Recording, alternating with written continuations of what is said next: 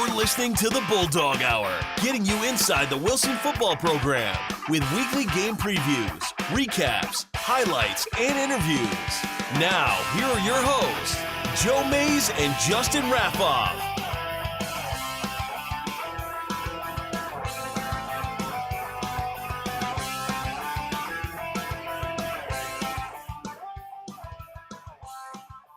Good evening, Wilson football fans, and welcome back to the Bulldog Hour. I'm one of your hosts, Joe Mays, and sitting next to me is my co-host, Justin Raffoff. Yeah, it's good to be back, and we have it's coming up quickly, Yes. the season here. Yeah, we are now less than 2 weeks away from kickoff of the 2021 season, and last week on the show, we broadcast our coaching interview series where we got to talk to not only the assistant coaches, but also head coach Doug Doms. It was over 2 hours long. I know a lot of you stuck around for the live broadcast, and we greatly appreciate that. And this evening, we're going to follow that up with another great show. Sitting here with us is longtime Berks Scholastic journalist Mike Drago. Mike, thank you so much for joining us tonight. Thanks, Joe. I don't know if I can last 2 hours. That's at my age, I don't know. We'll try to keep it to an hour, hence the name of the show. But we have a lot to talk to you about, including your new endeavor with MikeDragoSports.com. That'll be the main focus of this episode, especially the beginning of the episode, and then we'll talk a little bit of your Wilson football memories, big time plays, players, games, just anything that comes to your mind, because you have I know you have a long list of covering the Bulldogs, both on the gridiron and off it, and we were going to talk about that all evening long. But first, Justin and I do want to do our typical house cleaning or housekeeping episode. Remind you that the Bulldog Hour is presented by May's Sandwich Shop, and we also have a few other sponsors that we would thank by name, but they prefer to be left anonymous, and we will respect their wishes. But we do thank those three individuals for helping us out here at the Bulldog Hour. We very much appreciate their support. And if you would like to support us, you can do that a variety of ways, including sponsorships and advertising, in-kind donations, visiting BulldogHour.com, the website, which serves as kind of the main thoroughfare for not only this broadcast, but also many of the Wilson football information is posted there. Like right now up there, I have the youth football, the flag football clinic that runs. We missed last year. It's back this year. If you have a son or daughter in a Wilson elementary school entering kindergarten or first grade and you would like them to play in the flag football clinic, head to BulldogHour.com and you can download the registration packet. Early registration does end in a week or two. I'm not sure on the exact date, but you want to get that registration in so they can get their custom jersey and shorts. The last way you can help us here at the Bulldog Hour is Justin's favorite. Yeah, like and share. Help spread the word. You see something you like, let other people know about it. Our next live show will be 1 week from tonight, Sunday, August 22nd. Same place, same time, and we will be broadcasting what is generally our most anticipated and well-received show of the year, and that is when we sit down and talk with our seniors. So I talked this past week to 11 Wilson football 2B seniors that are ready to roll in just a few weeks, and you can hear those interviews next Sunday, August 22nd, right here on the Bulldog Hour.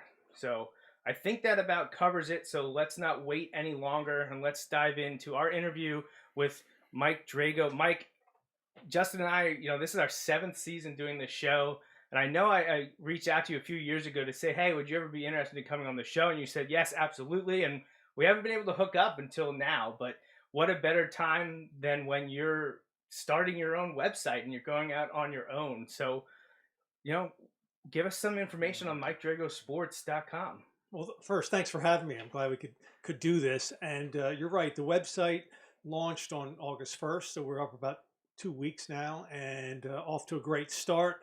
A lot of people are very excited and enthusiastic about it. It's I think there was a need and a kind of a craving among football fans and high school sports fans in general for something like this.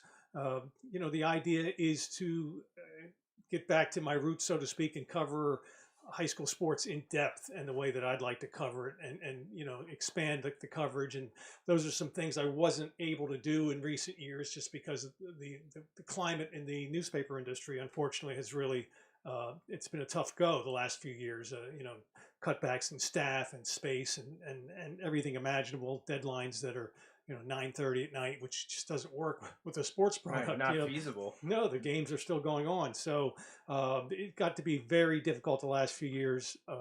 In my former job as a sports writer, and I thought, I think I can do this a better way. And so and here I am, and I've been out every day this past week at different football camps, sometimes 2 a day, taking pictures, doing interviews, putting up stories, and it's what I love to do. So far so good.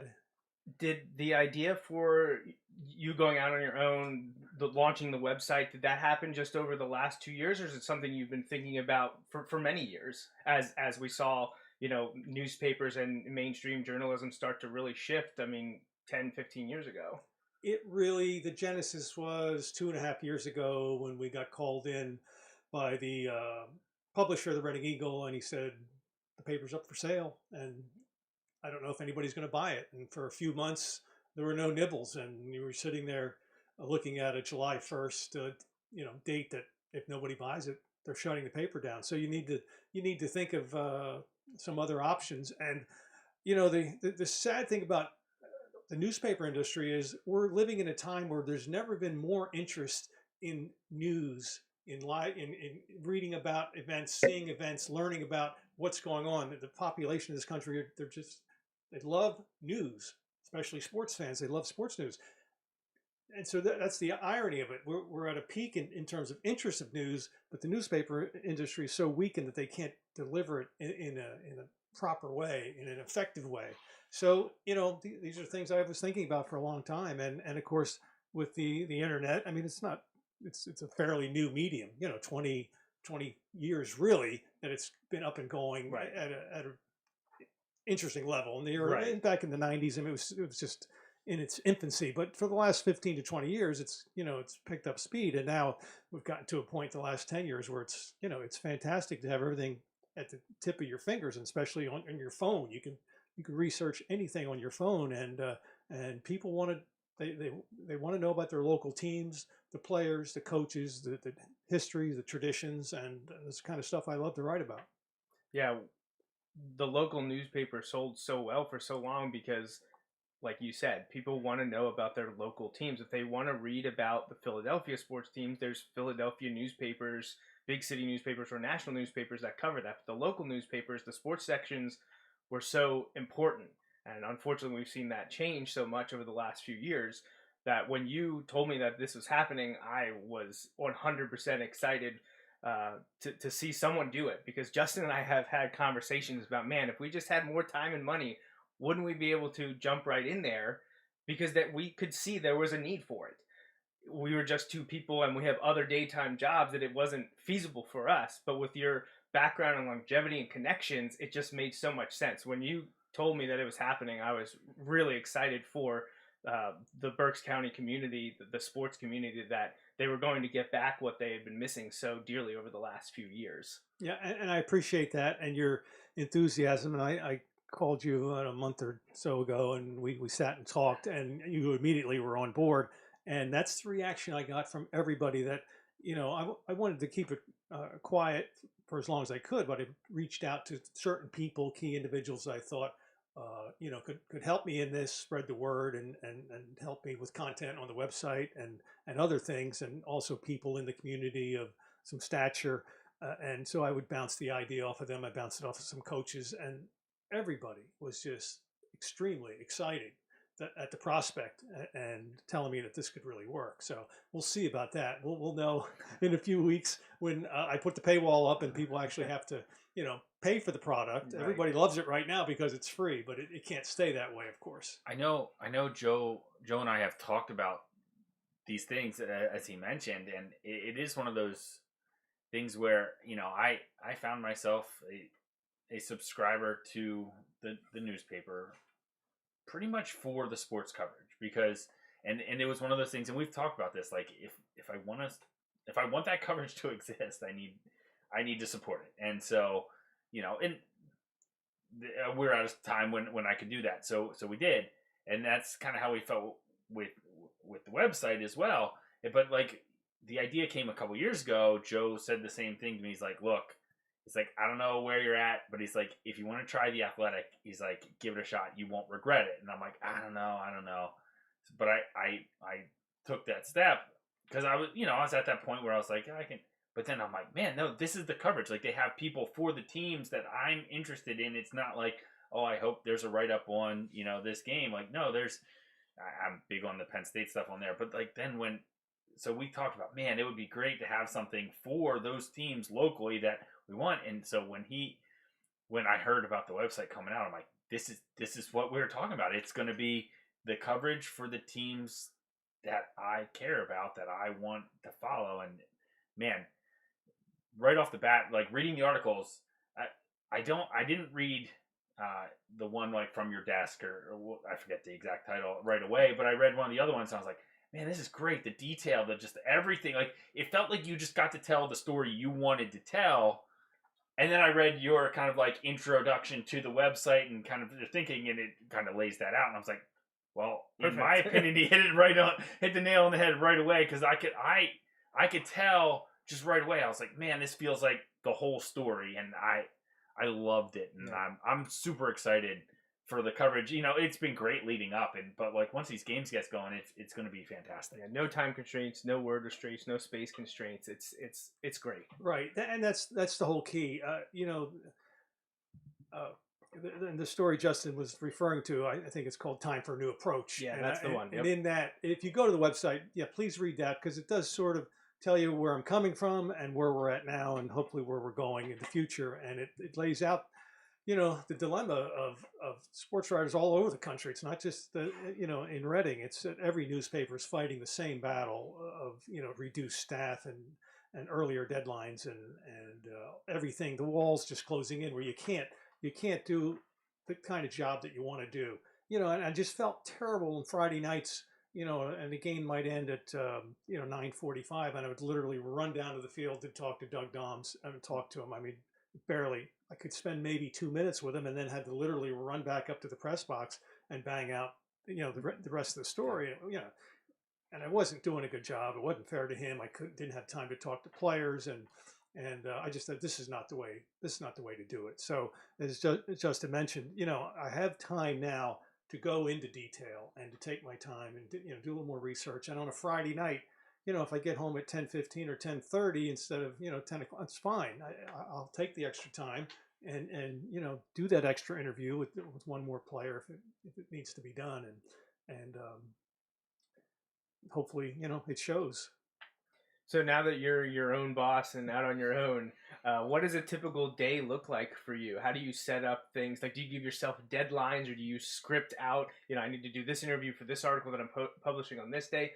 What does a typical day look like for you the last few weeks? Well, the goal is to have something fresh on the website every morning, every day, and hopefully two things. This past week, since I've gone to different camps and shooting the pictures, it takes a long time to process those. Mm-hmm. I take the pictures and then process them, put them up on the website. It takes several hours. So that's been most of my time has been spent this past week doing that. And of course, interviews while I'm at the different camps and writing stories here and there. So, and again, this coming week, more stops at camps. Monday, I go to Wilson and, several other teams the rest of the week. But I'll be writing stories and previews also. We'll start having team previews pop up at the end of next week. And I'll have previews on every team, hopefully, and picture day for every team, and features on all the top players. And, as I did in the past, I'll have sort of my preseason all-county team. I'll call it, I don't know what I'm going to call it yet. We'll come up with a name, and it'll focus on the top 12 or 15 players out there. And again, I just tell everybody I'm going to do what I did in the past, only more. You'll see more of it. There's no. The great thing about writing for the web is there's no space constraints. When you're writing for a newspaper, you're told keep the story this length. And no, you can't write that second or third story. We don't have space. Or if you do write it, it's held for a day or two. And that's not optimal. So now, if I have time to write 3 or 4 stories in the same day, once we're in season, they'll all be up on the website. Complete publishing freedom, so it's great. And obviously, the more content you have to put out there, the more your subscribers are happy about it. So it's definitely great and great for that. So I'm excited that you're launching to start football season. Start launching August 1st, rolling right into Scholastic football, which is right in your wheelhouse, football and basketball. But you're still right now, as far as I know, only one guy. Correct. What is your plan for covering Berks County football with just one guy? How are you going to cover each game, or what are your goals for football season this first year of the website?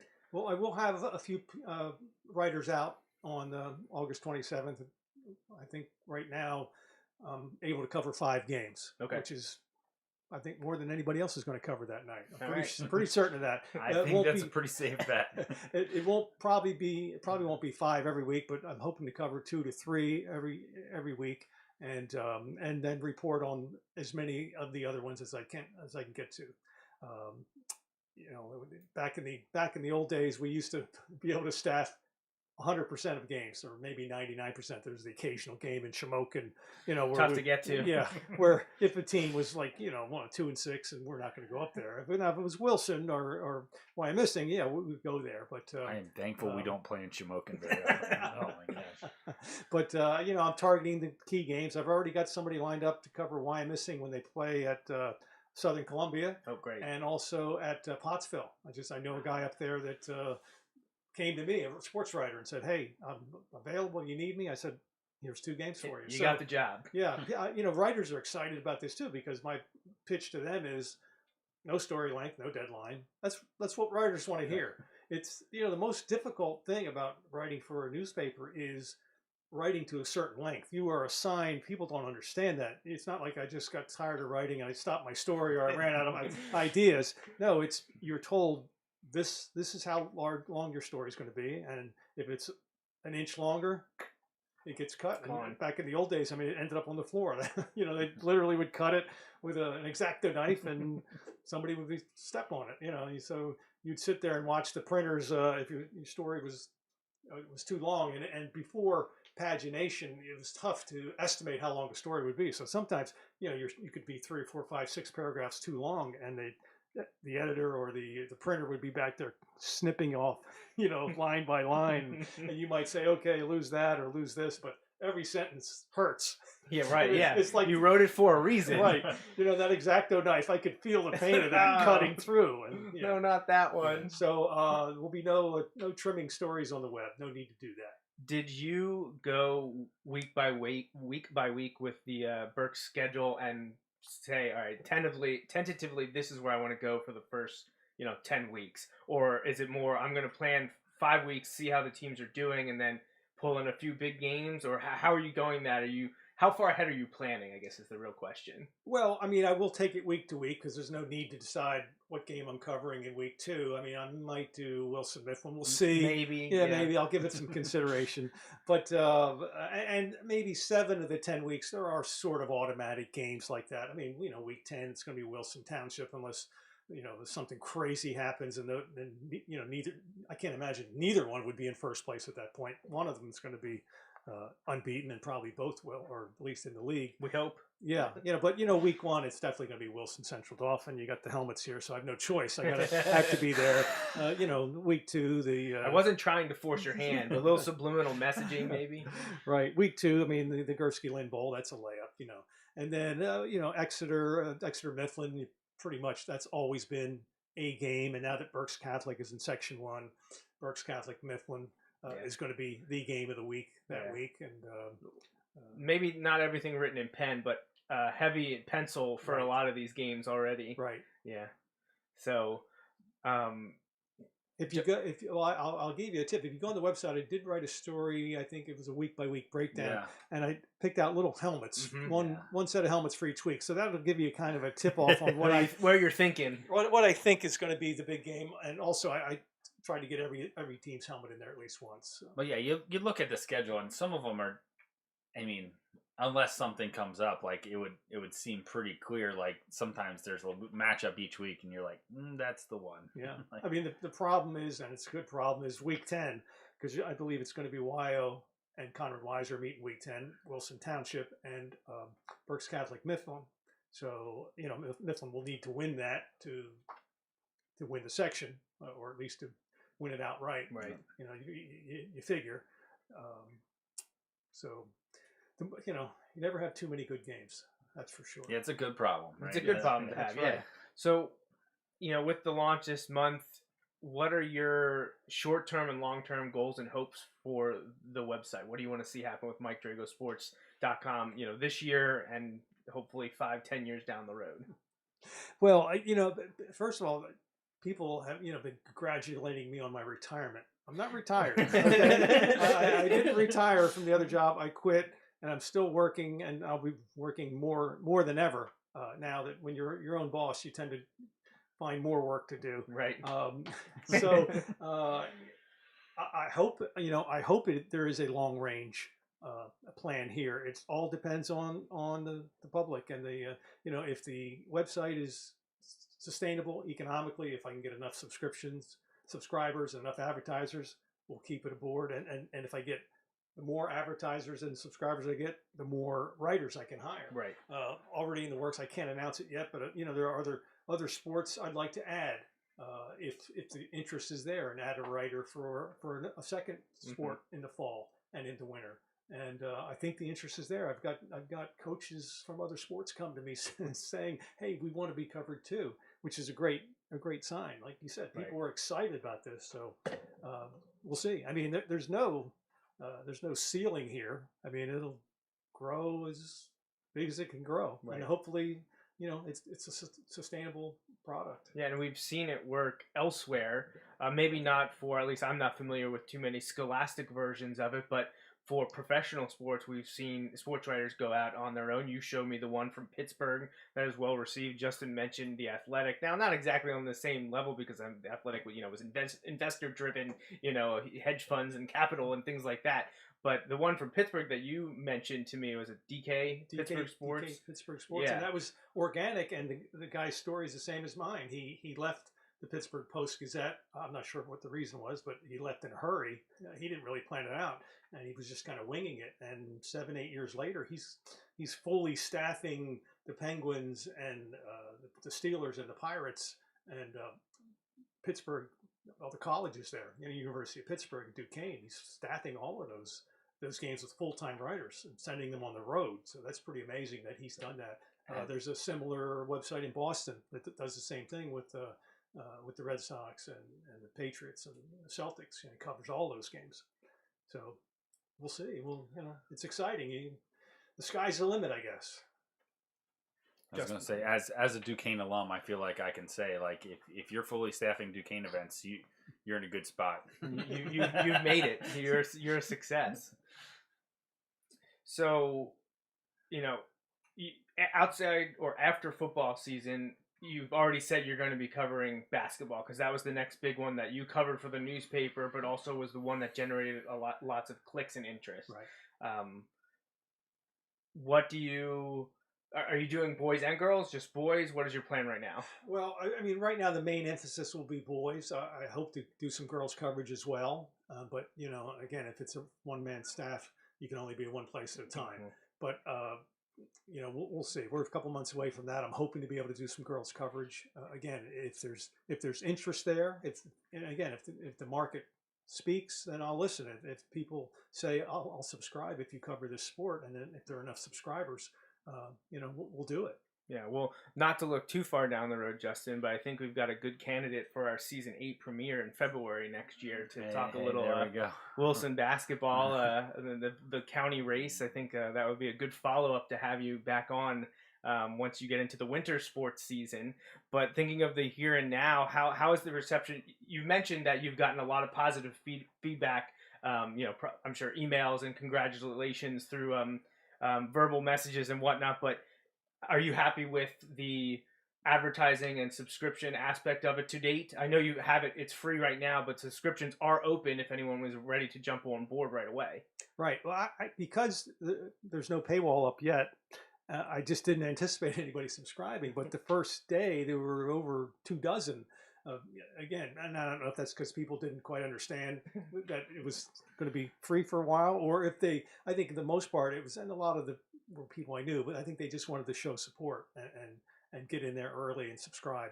And the advertising, again, I did not expect that to happen immediately. I thought, advertisers would take a look at it, see what the product looks like for a few weeks, see what the response is in the public. No, the first week, people were coming to us saying, "Hey, we want to advertise," and I have several sponsorship options, like the offensive player of the week and defensive player of the week, and some businesses just gobbled those up. I was really surprised. Ross Tucker, I bounced the idea off of him quite a while back because he's, for a lot of reasons. First of all, he just loves high school sports, football in particular in Berks County. And the second reason is he has a lot of different business business ventures, Sure, sports related and not. And so I thought he'd be a great guy to bounce this off of. And his reaction was just like yours. It's like, "This is great. I'll be your first subscriber. I'll be your first advertiser." And he came through. He was the first advertiser. His ad for a Go Big Recruiting was on the website since day one. And again, it's a perfect vehicle for somebody like him. He's trying to get eyeballs of high school students and their parents. right. And again, we've sold some ads from sports medicine people and things connected to athletics. Body Zone is going to advertise with us. I had a guy from New Jersey that sells. They resurface tracks. And they've done 4 or 5 here in the county. And he reached out to me and said, "Hey, this is perfect for us. We want to advertise on your website." So, okay, that's great. That's good. That you had a launch article on Ross Tucker, which was an excellent read. Yeah, that was a really good one. Love following Ross and what he's been able to do since his playing career. Actually, I have some trading cards sitting over there waiting to get him to sign those. I saw he posted online that a young boy sent him trading cards asking for a signature, and he just thought they were custom, and he was just shocked because he had never seen them before. I believe it was when he was shortly with the Patriots, I think, from his Patriots days. So yeah, Ross Tucker is great for Berks County football, and I'm excited that he was able to jump on board with you, both advertising and to get that article up, because it was great. It's great behind the scenes. I got to tell you a great Ross Tucker story. He loves high school football. I mean, the guy's played in the pros for 7 years, and still, I would run into him at the gym, when he was playing for the Patriots and the Cowboys. And of course, I want to say, like, "Well, tell me about Bill Belichick," or what's this like Emmitt Smith? And it's like, no, he's asking me questions about the IC, who's going to be good, and who did this. It's like, okay, so I'm covering a Wilson game at Gursky. Boy, this had to be, I don't know, 10, 12 years ago. It was a district playoff game. It's right around Thanksgiving, and Wilson was, I think it was Cumberland Valley. They were behind right off the bat, 14-0, down 21-0. Didn't look good, and then Bulldogs start coming back. It's 21-7, 21-14, and all of a sudden, I feel this presence behind me. Somebody's standing right behind me. And I turn around. It's Ross. I said, "What are you doing here?" I said, "I was at home. We were having a holiday party. I had the radio on, and this game started getting close. I said, I had to come over and watch the end of it." So he walks out of his parents' house, football junkie, and watches the end of the game. I think Wilson ended up pulling that game out, but that's the way he is. He loves it at this level, and there are a lot of people like Ross that even if they didn't play high school football, they grew up around it, or their kids played, and they just can't get enough of it. So we know we're going to get the editorials, game recaps, previews like that. I think one of the biggest things that people enjoy and miss so much with a dwindling sports department at the local newspaper was the personal interest stories. And we've already seen on your website that you started doing those. How do you get that idea? Do you hear a story through the grapevine and you're like, I have to follow up on that? Do people come to you? How do you get those personal interest stories and you have the ability to write about them?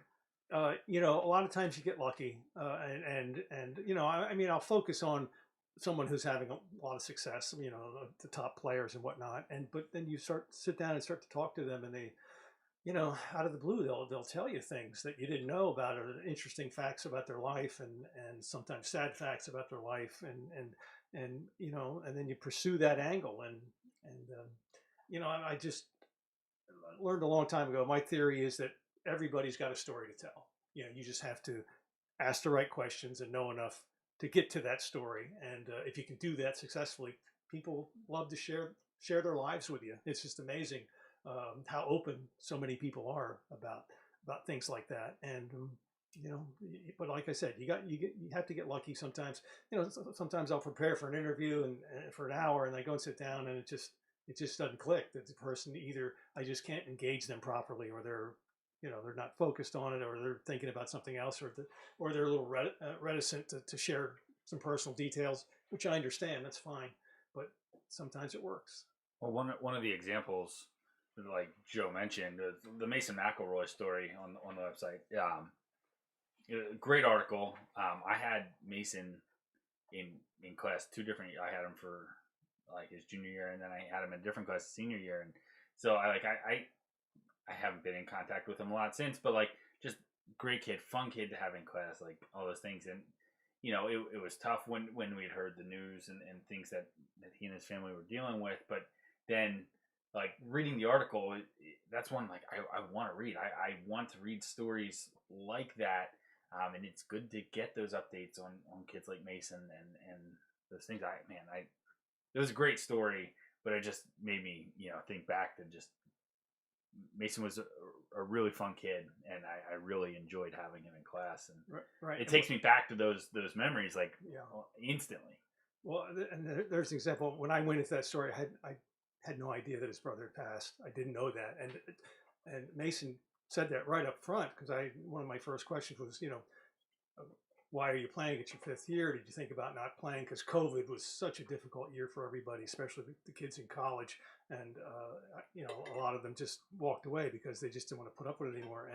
And he laid it out for me right away. And I was devastated to hear that news. I didn't know that his brother had died. And, but again, he was willing to share it. And, I found in situations like that can become cathartic when you share that. And I do tell people that may be a little reticent. I said, well, you know what? If you tell this story, it could help somebody else dealing with the same problem, because we all go through difficult situations in life with loss and illness, injuries, whatever it is. And when people read about that, there's a sense of compassion. They feel compassion for that person, but they also feel like there's a connection there. I can connect with that person because I lost someone that I love too. So that's what, when you could connect on a story like that, that's really special. Unfortunately, it was a very sad situation, but there are other examples, that sometimes it works out. They're happier stories. Last non-Wilson question, because I know the people watching and listening want to hear about your coverage of the Bulldogs over the years, but the last thing I want to touch on about your coverage on the website, is there any content you're hoping to add, maybe that's not in the printed space, photography, audio, visual, things like that? Is there anything that you're thinking in the future you might want to add to the site? Yes, and I'm in the discussion stage with some photographers, and if you saw today, Bill Snook from Reading took some pictures of Reading High's basketball ring ceremony and jacket ceremony yesterday, and he was nice enough to share those pictures with me. So I'm looking, I'm in discussion with people like Bill and some other photographers to see if we can work together. If I can help them sell some photographs and they can help me by supplying photographs, that would be great. And that would be like sort of a win-win situation. And so hopefully we get a little more of that in the future. All right, excellent. All right, Justin? Let's dive into the Wilson talk. What do you want to start? We want to start with players, games. I want to start games. Okay, just like games. Thinking, because like I know there are some games that stick out in my head, but again, relatively speaking, and this is funny because I feel like this is a very Berks County thing. Like I'm the newbie in the room. Like I've only lived here since 20 years. Like, so like I'm the newbie, and so like there are games that stick out in my head, but I don't necessarily know that they were games that were covered. You know what I mean? Like some of them you may have been, there might have been other big games that night. Like so, I'm interested to hear like what some of those might be. So yeah, let's make it easier on you. Only games you cover, not games you've heard of, or said, oh, we wish you were there, Mike. Games you were actually in the stands, in the press box for, involving Wilson. And it can be wins or losses. We like to focus on the positive, but some of those heartbreakers, like we know about it. The shows after a loss, like we come in, we're so deflated. Nobody's watching. Like, well, the whole drive home, if it's an away game, the whole drive home, we're like, what are we going to talk about on Sunday? Like, well, I feel the same thing as a writer. I know, you go to cover a big playoff game and the local team loses, and I'm just saying, nobody wants to read this. I know it. I mean, I've done this almost 40 years. I've never had somebody come up to me and say, oh, that was a great story when their team lost. Right. It's always your kid scored 3 touchdowns. That was a great story. Oh, your team got shut out, but it was a great. No, they don't want to hear that. It's just a fact of life. I understand that. So. Yeah, I'm not going to limit you to a number or require you to give me 5, but just a few of them off the top of your head and maybe what you remember about it from your point of view. Well, let me start off. You said only talk about the games I was at, but 2 of the greatest games I wasn't at. So I know one of them. Well, I mean, Chad's junior year, and I'm not good with years. Yeah, let's not. I don't know. Identify teams by the players. So, but Chad's junior year, the district championship game against Central Dauphin, which was just a tremendous game. 2 great teams, and yet George Chomp is the coach at Central Dauphin, and it was a game I was dying to go to. And wouldn't you know it, that my daughter had her was the first Holy Communion and scheduled at St. Ignatius on a Friday night at 7 o'clock. It's like, who schedules these things? I mean, could we do this on a Wednesday or Thursday night? And I was really torn. Like, honest, my heart was not at St. Ignatius. I wanted to go to the game, but there's certain things, You're giving me heartburn. I was going to say, you brought up cathartic exercises earlier. This is one for Joe. Every time that one comes up. Of the people in this room, I think only I was at that game, and I was wearing a helmet on the sideline for that game because Justin wasn't even there either.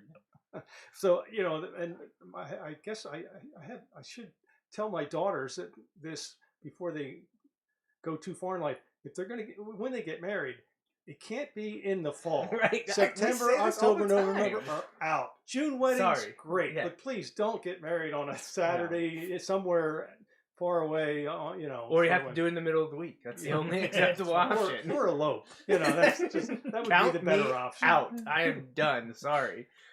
So that was the first one. That was one of the 2 biggest games, and the other was the Fog Bowl. Yeah, Fog Bowl. I knew that one. Yeah. I can't remember where I was at that night and why. That was 89. 90. That was 90. You know what? I know. I was still covering the Philadelphia Eagles then. Oh, okay. And was that a Friday night? I think it was. So, but I don't know. Could have been a Saturday. But either way, I know Steve Patton was there, and there was another reporter. It might have been Matt Steinmetz. But I don't remember. But I was covering the Philadelphia Eagles, so I must have been busy with that, and wasn't lucky enough to be assigned that Wilson Cumberland Valley game because everyone knew that was going to be a tremendous game. So right off the top, probably the 2 of the greatest. Well, at least that one was a win. Yes. So yes. Let's look at and now when you talk about games that I covered. Unfortunately, a lot of them are going to be losses because, the deeper you get into the playoffs, the bigger the game is. And Wilson hasn't gotten to that, won that state championship. So I haven't had the pleasure to do that. But someday I will. I'm not going to leave until the Bulldogs win one. So I'll throw that down. So were you at State College for the Bethel Park game? Yes. Oh my gosh. Yes. I was not. I'm the only one in the room that wasn't there for that was one of the biggest gut punch games I've ever been to. That was a tough one. That really was. It was a tremendous game to watch. It really was. I enjoyed watching it, even though it was about 7 or 8 degrees, and we had to sit outside. The wind chill, and I'm not exaggerating, wind chill had to be like 20 below. I don't know. It was really cold. And, bundled up as much as we could. It didn't matter. because we had your laptop. I had to take the gloves off every now and then to type in things or to take notes and things. It was cold, but triple overtime. I mean, it was a tremendous game. Unfortunately, it didn't work out. One play away, and and that was the team. 08. That's probably that's what I tell them. I was not around for any of the teams before the 2000 team. So, like, I mean, I knew of those teams, but, like, I live somewhere else. And so I can't really speak to any of those teams. And a lot of the teams, like, early 80s, that was before I was born. But, like, that 08 team I talk about, that's the best Wilson team I ever saw. And, again, I clarify it or qualify it like that, like, because I didn't see all those teams, but that was the best Wilson team I ever saw, and one of the best high school football teams I've ever seen. I saw North Allegheny one of the years we ended up losing to them in the playoffs. I saw them on Labor Day weekend that year because I was at my cousin's wedding out in that way, and Friday night, like, I went to see them play Mount Lebanon, and they ran out on the field. I'm like, is that Millersville? Like, they are huge. So that team is probably up there for teams that I've seen, but for Wilson teams, that 08 team, man, that was a special team. Yeah, that was a tremendous team, and definitely worthy of a state championship. They were as good or better than a lot of teams that have won that title. But that's the way it works out. Some years, your class is just not that deep, and you can kind of sneak in and maybe not have your best team and win it. And there are other years you might have your best team and you get bounced in the quarterfinals. Who knows?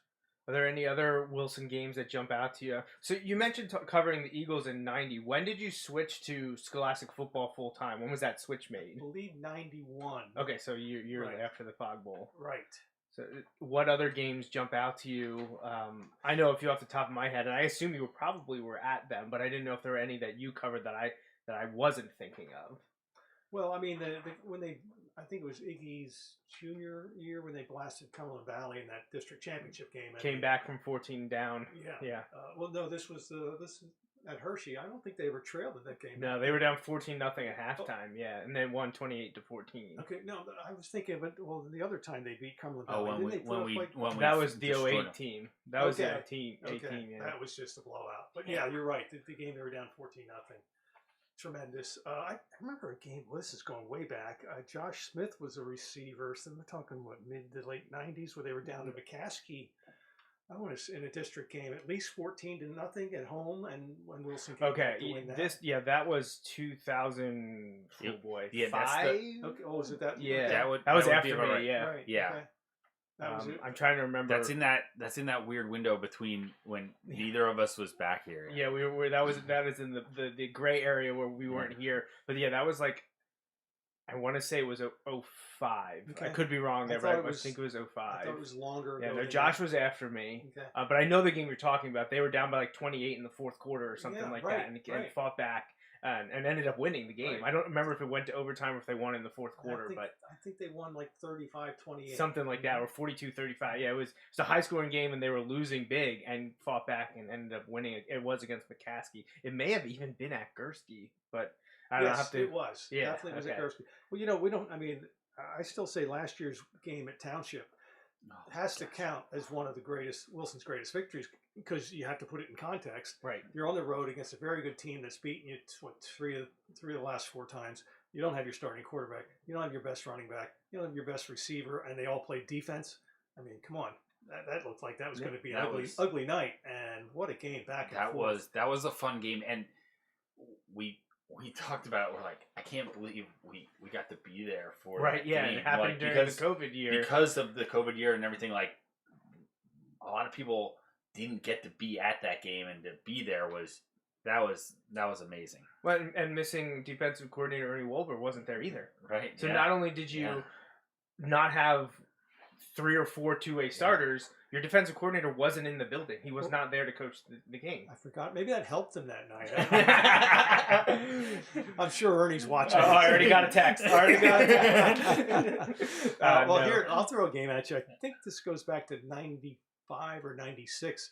Wilson beat Warwick Well, I know it's at Gursky, and I think it was the last play of the game or the last minute. just Definitely the on crick. a tipped pass, right? Didn't it, Yeah. a pass tip off? I forget it was off a defender, and I can't I remember. think you're right. I think it was the last game. I think it was '95. I want to say. In that era, it was Jerry Slumber. I'm certain of that. It was just an amazing way to end the game. Tremendous. Yeah. So talk to me about. So there's two I want to single out before we move on to talking about maybe individual players. One, I was on the team, and one was relatively recently.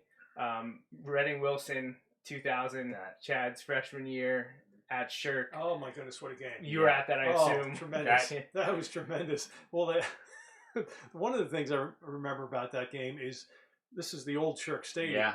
Yeah. And it was a rainy night. And all of a sudden, we're sitting in the press box, and chunks of the ceiling fell out, down, big chunks. I mean, and that place was like one match away from going up anyway. It was like a tinderbox. But the game itself, and this is funny, last year when Chad made that run in the against the Browns AFC Championship game, was that? I think it was the divisional round. Okay. Because they played the Bills in the championship. Anyway, he ran, 30, 40 yards, and everybody said, oh, look how fast he is. Well, we knew that he was anchor leg on the 4x1 winning district championship team. And also, we remember at Reading High that he ran a 70, 80-yard touchdown, and nobody caught him. I mean, there was some fast guys on that Reading team, and they weren't catching him because Chad could really run. That was an amazing game. And now, what was Wilson down? Weren't they down a couple touchdowns early in that game? Yeah. At halftime? Yes. It's a really wacky game. If you go back and read your recap or watch the video that I have, actually, which is crazy, I converted all those tapes for Wilson a few years ago. They didn't have the Wilson Reading tape, and I got it from a senior on that team. So shout out to Matt Vitodian for hooking me up with that. I have it now in the digital archive. But you go back and watch it, and it's just a wacky game all around. Just crazy to watch it unfold. But I don't remember the exact scores back and forth, but there's safeties in the game. There's almost return kickoffs for touchdowns. It just crazy all around. But you could slowly see the momentum building in Wilson's favor, and eventually we just were able to pull it out. Was Andy Rowland on that team? Yeah. I remember him playing a tremendous game that night. And it was one of the reasons I pushed for him to get All-State at the end of the year.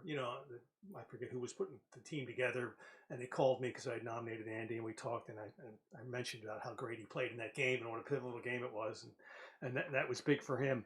But and here's something I didn't know, I didn't learn about until the following August. Chad played maybe most of the second half with a concussion. Were you aware of that? I was not at the time. I wasn't. Yes. I wasn't either because he played a brilliant game. He's a freshman. He must have been 14 years old, 15 maybe. And because the next year I asked him about the game, and he didn't have a lot of memories of it because he said he kind of couldn't remember anything. Yeah. So that was incredible too. But I mean, the entire Chad's entire 4-year career was like a highlight. Yeah, real. You could pick out a lot of games from those 4 years. Yeah. That was the year I moved to Wilson. It was my junior year, and I just remember thinking, like, okay, I'm here for 2 years, then I'm off to college, and that's kind of how that's gonna go. And I went to the games because I like the games and things like that. But my dad's like, oh, let's go in. So my dad is a Wilson grad too, and he's like, let's go in. I'm like, all right. I'd never been to Shirk, and I'm like, man, this place, I can't believe we're here for this big of a game. It's packed, and the weather wasn't great, and it's just like, Wilson's not playing well, and I'm like, oh my gosh. And then they came back and won, and I'm like, I'm so glad we were at that game. It was amazing. Right, isn't that the way it works sometimes? Oh my gosh. So that Warwick game, just to follow up the miracle against Warwick, was in '96. I was off by a couple years, but I have your write-up here chronicled from, thanks to Google, the miracle of Google, on the Bulldog Hour website for the 1996 year.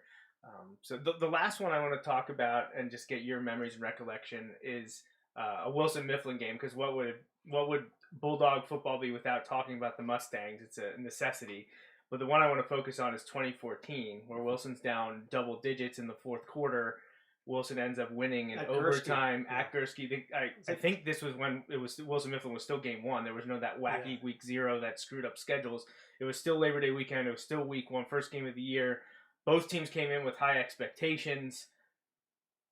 People, I think, thought Mifflin was the better team, and they were proving it for a long time. But Wilson, and characteristic of the 2014 team, which I tell Justin is my favorite team since I've been back here, that 2014 squad was just unbelievable. We talked about it a little bit a few nights ago. What do you remember from that comeback that Wilson had to win by a point in overtime, 35-34?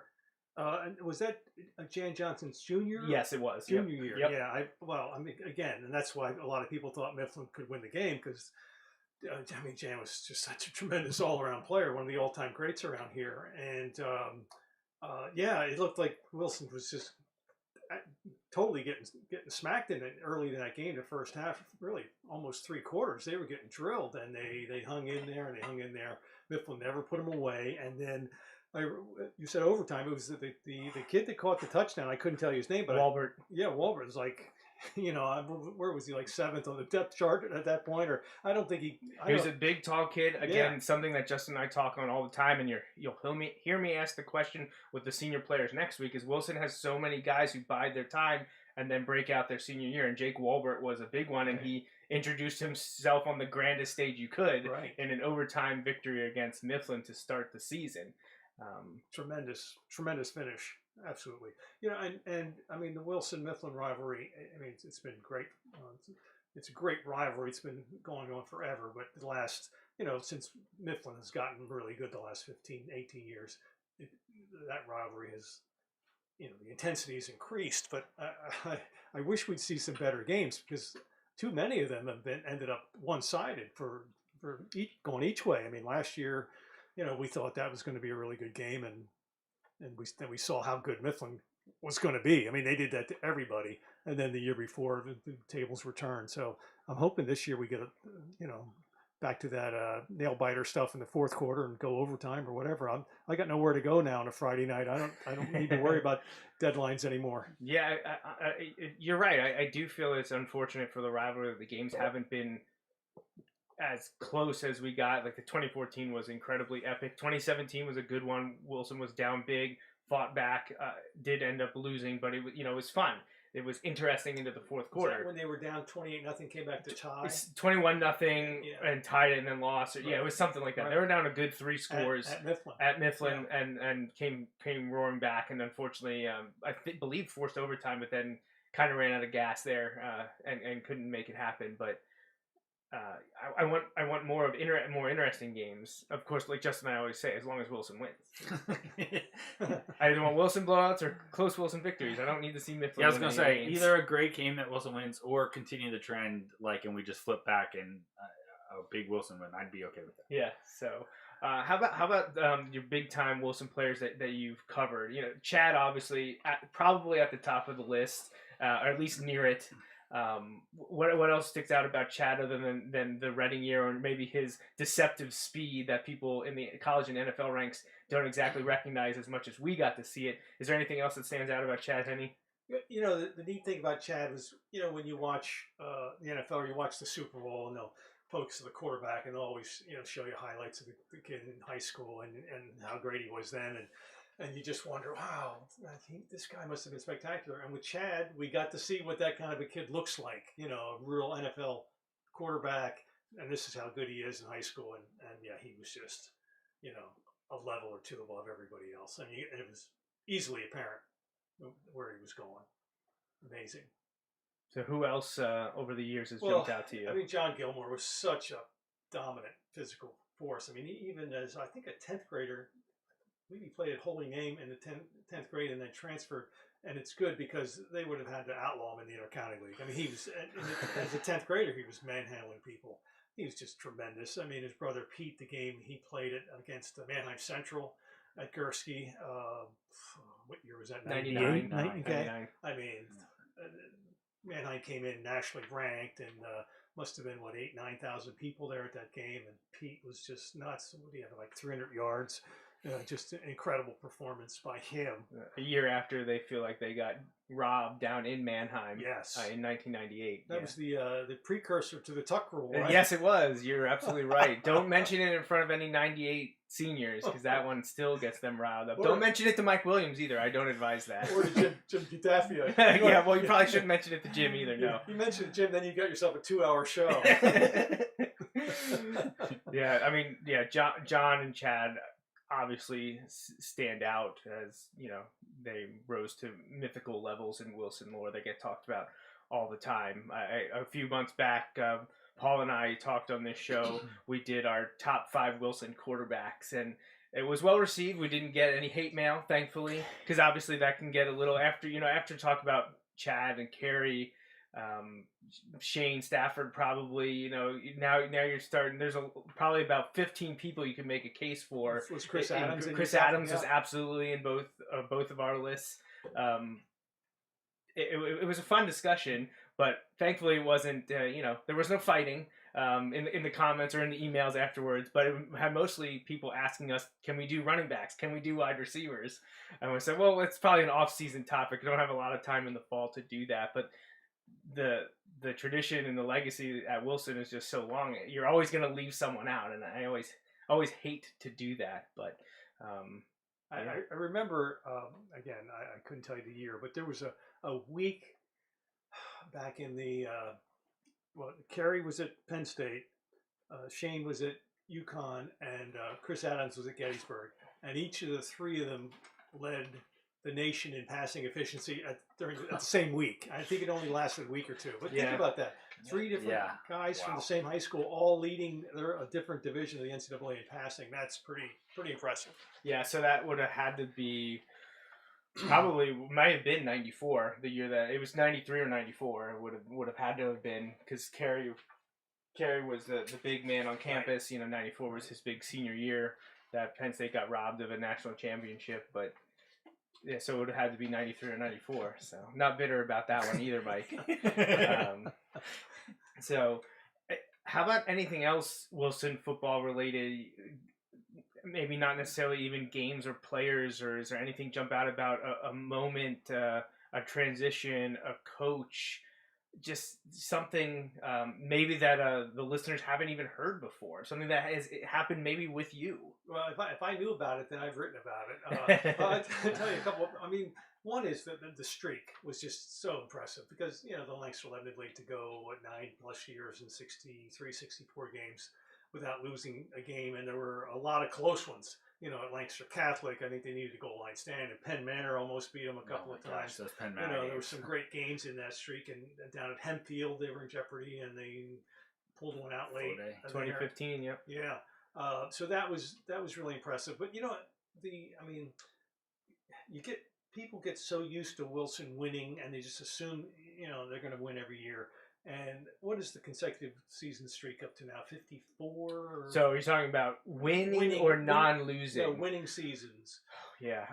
So that dates back to I think the mid 1970s. So we're in the high 40s, I believe, with that. It's something I track, and again, as you can 47, see, 48, somewhere. Without my notes, I'm no good because I can't remember any of these things. So I have to look everything up. But whatever that streak is, it's just incredible to think that you've gone 45 straight years and never had a 500 season.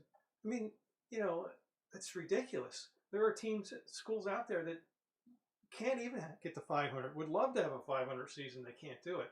And I'm really impressed with that streak. And I was keeping a close eye on Ridley for the last 20 years because Ridley had the record. They were 2 or 3 years ahead of Wilson. I kept waiting for Ridley to have a losing season or a non-winning season, and they came close a couple of times in the last few years. I think they came down 3 or 4 years ago down to their last game. They needed to win to keep the streak alive, and then finally last year they did have a losing season. So now Wilson. I feel like one of those years they might have won their first round playoff game as the 16th seed in District 1, I was like, you've got to be kidding. I think they were 5-5 going in as the 16th seed, and I'm like, oh, here it is, and they won. I was like, you got to be kidding me. I think they actually were 6-4.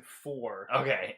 Or something like that, and you were like, or maybe they were 5-5 then, because if they were 5-5, they were guaranteed to probably finish 500. You don't think they're Right, gonna win yeah, 2 games, yeah. well, however it was. But yeah, there was a year in like 2018 or 2019 where like, yeah, here it comes. They started like 1-4, like, oh, Right. the streak's gonna end, and they come back and they keep going. He's like, no. But then last year, the COVID year, I think they finished 3-3. Right. So the non-losing streak is maintained, but the winning streak is over. The and I wrote Ridley off a couple of times. Like you said, I think they started 1-3 or 1-4 one of those years, and then I looked at their schedule and they had some tough games. I said, "There's no way they're going to do this," and they did. Turn it around. You know, they have a great program, just like Yep. Wilson's, and they figured it out. And I remember a couple of their coaches who I didn't know at the time, but they were following me on Twitter or wherever else, and they wrote to me, "Oh, we did it again. Gotta wait another year." They didn't forget. Yeah. So finally, Wilson now stands alone at number 1. Yeah. But that's an incredible streak. So I'll tell you, I mean, a funny story. Jerry Slemmer and I came in together at the same year. My first year at the Eagle was 83. I believe that was Jerry's first year as a head coach. Yeah, it was early 80s. Yeah, I think you're right. And he was quite young. You know, he'd been on the staff for 4 or 5, 6 years. I don't know how long. Not real long. But of course, there were a lot of veteran guys on the staff. You know, Bernie and Bill were still there, and I think Bill Haas. You know, Mhm. so Jerry stepped into a good situation where he had great coaches around him. But still, it was a pressure-packed situation. And I covered the game at Lancaster Catholic, and they lost. And it was not easy to interview Jerry because he's this towering figure, and he was not in a good mood, and he didn't want to talk about it. It was like, okay, I'll sum up my courage here and go ask Jerry a couple of questions. And then, a couple of years later, Jerry loved the like fake punts. Okay, he loved to do that. And sometimes they worked, and sometimes they didn't. And one time at Shirk Stadium, again, I can't tell you the year. I want to say mid 90s, mid to late 90s, one of his later years.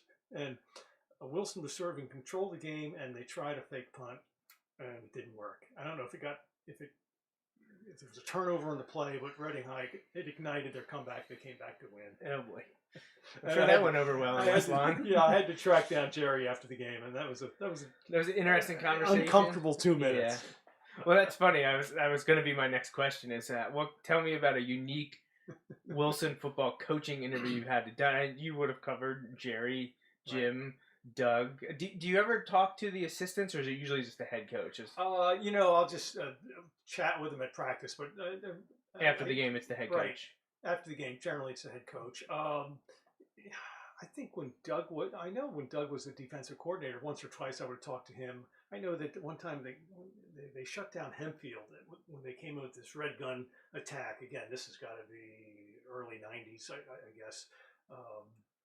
Jerry was the coach, but the defense just did a tremendous job. And I thought, I'm going to go talk to the D coordinator. And I talked to Ernie a little bit. I wrote a story about him a couple of years ago. Yeah, a couple of years ago, yeah. When he had one of his more exceptional defensive teams. I mean, they're all really good, but I thought, well, this is interesting because he's just such a defensive guru, and so that was interesting. But generally, I talk to the head coaches. Yeah.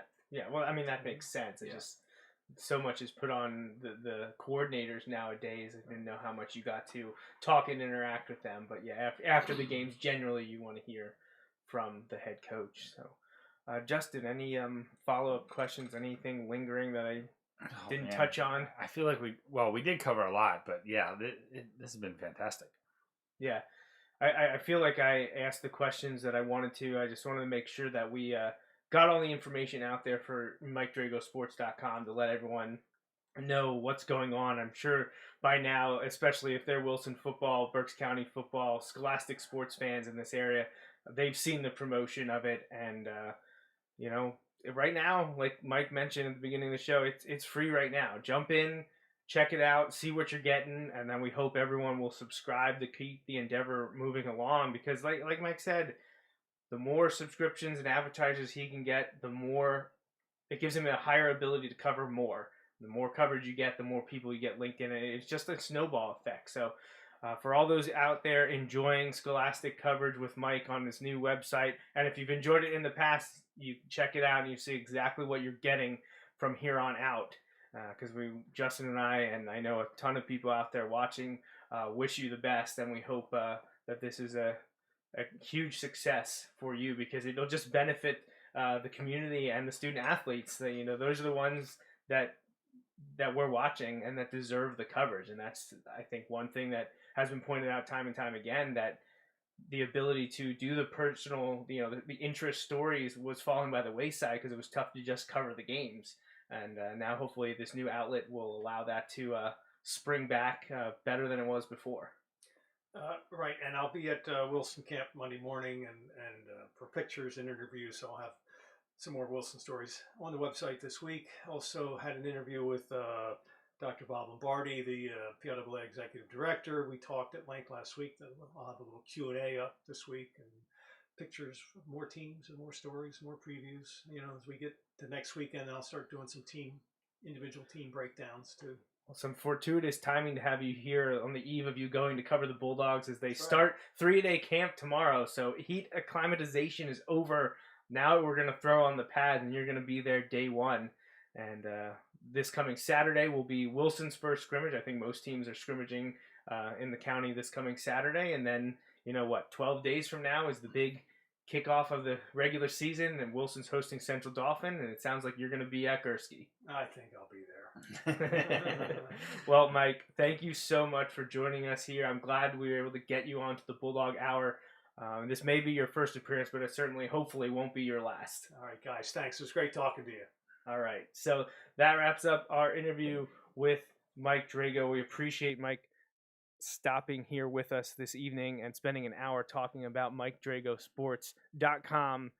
And Justin, well, I think it's exactly what we need, because we've been talking about it for years, just the two of us. But yeah, I know. If someone had the ability to do it, it needed to be done, and now we're getting it. Right. And to be honest, you couldn't really ask for more than the guy who literally has written, the Berks County high school sports stories for the last few decades. So it's in good hands. And again, I encourage you to check out the website. And like Joe has mentioned, if it's something you think you're interested in, and it's something you feel like supporting, hop on there and support. That's a good way to show Mike and whoever is working there that's how you support and like what they're doing, and that can allow them to do more of it. So well, yeah, and check it out. Your favorite saying for intro in the show: like and share. Like and share. You see stuff coming from Mike Drago Sports, whether it's on Twitter or if you like it on the web, copy that link and share it around. Spread the word. Let people know, because it in the end it can only benefit the project. And there's a bunch of stories involving Bulldogs or things like that on there already. Yeah. Go on, check those out. Yep. I know Jaden. There's a story of Jaden on there. I mentioned, Mason. The football schedules. There's tons of stories, so check those out. Yeah, past and present. There's all kinds of stuff about Wilson football on the site right now. And you just heard Mike say there's more Wilson content coming starting tomorrow, tomorrow evening or Tuesday. Talking to coaches, players, pictures from the first day of summer camp. So, yeah, I definitely hope everyone will take up the opportunity to devour all the content that is coming your way. Like I mentioned at the beginning of the show, we will be back next week for our senior player interviews. I sat down with 11 to-be senior Bulldogs, and you're going to hear from them next Sunday on the show.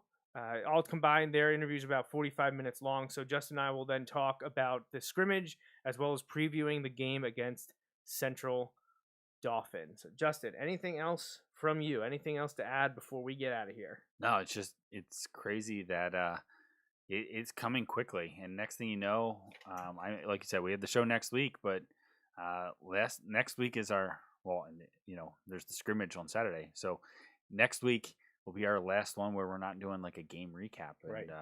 That's kind of crazy. Yeah, absolutely. It's season is here, football is back, and we couldn't be any happier. So, for Justin Raffoff and our guest Mike Drago, I'm Joe Mays.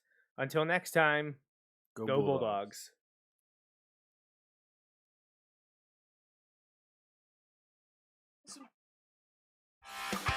Thanks for listening to this week's episode of the Bulldog Hour. Want more Wilson football?